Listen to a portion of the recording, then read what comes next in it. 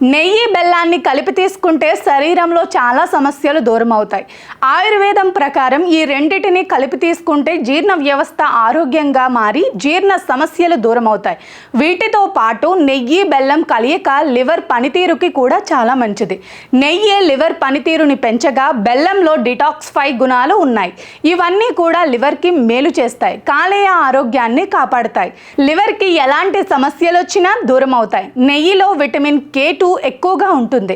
ఇది ఎముకల ఆరోగ్యానికి చాలా మంచిది. బెల్లంలో కాల్షియం, మెగ్నీషియం ఉంటుంది. దీనివల్ల ఎముకల ఆరోగ్యం మెరుగుపడుతుంది. దీంతో పిల్లలు, పెద్దవారికి కూడా ఈ రెమెడీ చాలా మంచిది. నెయ్యిలో హెల్దీ ఫ్యాట్స్, ఫ్యాట్ సోల్యుబుల్ విటమిన్స్ అంటే A, E, Dలు ఉంటాయి. బెల్లంలో మినరల్స్ అయిన ఐరన్, మెగ్నీషియం, పొటాషియంలు ఉంటాయి.